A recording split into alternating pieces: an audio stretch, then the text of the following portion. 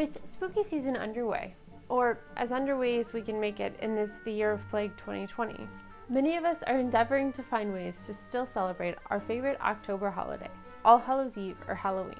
Luckily for us, Lady Rebecca Fashions and Kiralee Cosplay, both of whom I've linked to in the information below, have teamed up to bring us the historical Halloween 2020 challenge. If you have not yet heard, our Halloween mission, apart from finding COVID-safe ways to lob candy at small neighborhood children, is to create a fancy dress costume based on historical or vintage costumes, patterns, or pictures. At first, I struggled with this challenge.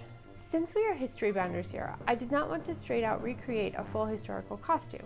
I wanted something wicked history bound. I also had a couple of additional requirements. First, it had to be something that wasn't insulting, offensive, or appropriative.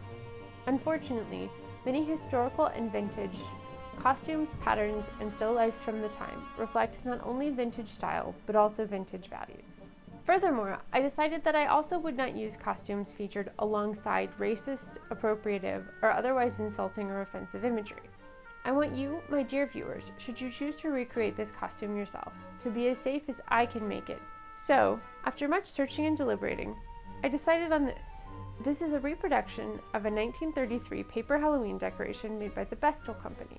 Founded in the early 1900s, they pioneered the paper and honeycomb decorations that feature so heavily in primary school holiday displays today. They are still around and making reproductions of their vintage images. I not only liked the idea of history bounding this witch, but I also thought it would be great fun to reproduce the motifs on her short cape and her dress.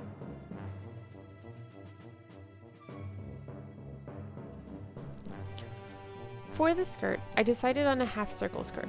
After all, while we all love a full skirt, it can be a bit much for day-to-day witching. I am not going to go into a circle skirt tutorial, since there are many out there. But I will say that, to make this skirt the length I wanted, I used the crosswise grain of my fabric rather than the traditional lengthwise grain. If you cut the fabric at double the length you need, and make your fold in the middle of that cut piece, you can then use the full width of the fabric to cut the waist of the skirt. For this skirt, I used some black cotton broadcloth that I had in stash. Circle skirts are a great addition to your wardrobe because they are super easy to make, until you get to the hem. Then you are hemming a circular hem, which is generally zero fun. I decided to do a folded hem. This took a lot of ironing, but ultimately did the job. After I had the skirt made, I needed the moons and stars.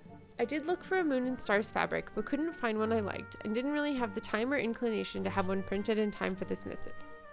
So, instead, I created the templates of the moons and stars I wanted on my computer, then cut them out on an electronic cutting machine.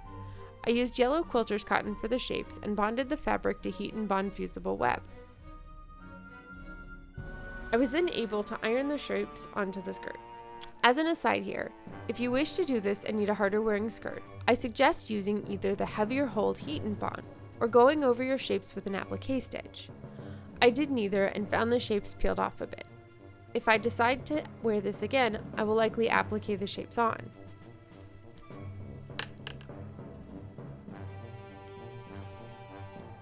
When ironing the shapes onto your skirt, I suggest picking a distance you want your shapes to be apart and doing a rough measurement as you go. This will help the shapes look like they are in some sort of rose or pattern. However, remember that you are working with a skirt, so it narrows as you move towards the waist. To accommodate this in the back, I kept the same widths and cut the shapes as needed. To create a skirt out of a printed fabric, we would likely get partial shapes at the seams anyway, and I wanted to preserve this realism.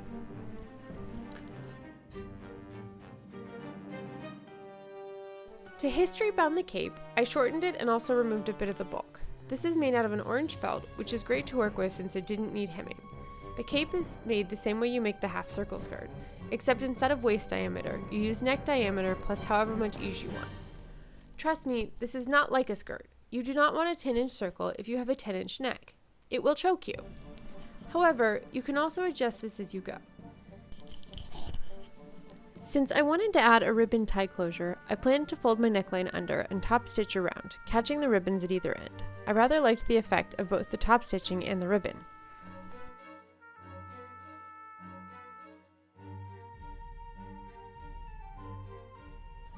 Again, I used the cutting machine to make the animal shapes here. For the fabric, I used leftover broadcloth from the skirt. The branches were a bit more difficult for the cutting machine since they were so small and wispy, so many of those were cut freehand from scraps of the fusible backed fabric, then placed to look like branches. If you are using synthetic or acrylic fabrics or felt for the shapes and/or garments, take care when ironing the shapes down. The iron needs to be fairly hot to bond the fabric, and it can melt the synthetics. Again, I decided on placement of the shapes, then measured the distance from the bottom and between the shapes to get an even pattern. For the branches, I went for a more random look and tried to place them unevenly throughout the designs.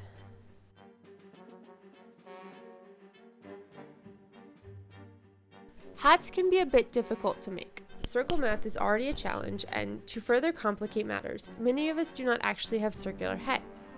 I did make one hat using the diameter of my head and the formula for calculating the necessary measurements of a cone, but it came out a bit smaller than I had wanted. If you also struggle with circle math, or would rather just have patterns to work from, lots of sites have free witches patterns. I used one from Patterns for Pirates to get my initial pieces. However, their pattern does require you to fold your fabric over twice to cut the brim, and in half for the cone.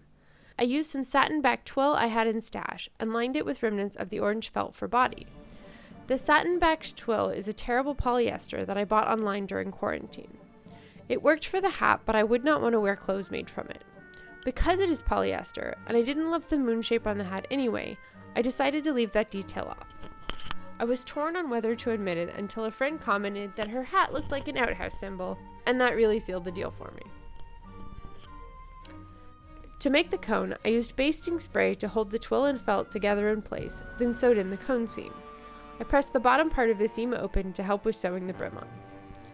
For the brim, I decided to make the top brim out of the twill side of the fabric, a stiffener panel out of the leftover felt, and a bottom brim out of the satin side of the twill. I was very happy with this once I got the pieces sandwiched correctly to make the brim. It seems a little counterintuitive, but you need the two pieces of twill right sides together, then the piece of felt on one of those wrong sides. It was extra confusing here because I was using one wrong side and one right side as the right sides of the fabric. This way, after you have sewn around the outer circumference of the brim and turn it right side out, the felt sandwiched is in the middle. As you can see here, I ended up cutting down the seam allowance around the outer circumference of the brim. This both cut down on the bulk in the brim and made the circle lay nicer. Fitting the cone into the brim may take a bit of easing.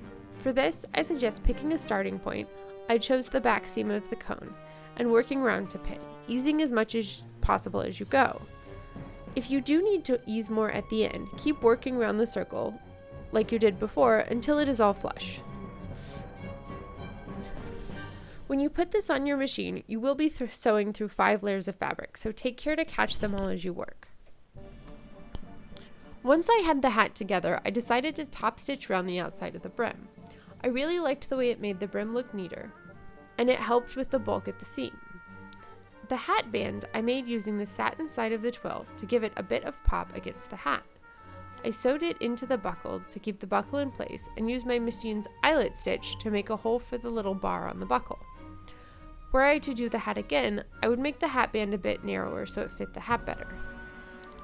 To complete the costume, I did buy orange and black striped socks and decided to go with my sensible boots rather than buckle shoes. This is partly because I do not have a pair of shoes in that style, and partly because no witch will look down on a pair of well-worn and hard-working boots. After all, if you have read any Discworld, you know that make, do, and mend is basically a central tenet of witching, and I am sure Granny Weatherwax would never have bought a new pair of shoes to look like a witch.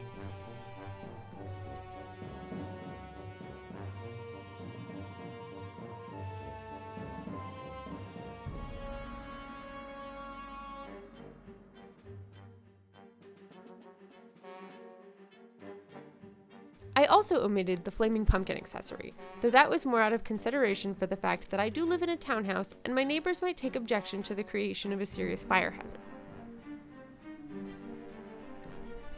Overall, I am rather pleased with my historic Halloween 2020 challenge look and feel we have quite successfully prepared our history-bounding witch for any of the things she may need to do on All Hallows Eve, except perhaps launching a flaming pumpkin at her enemies.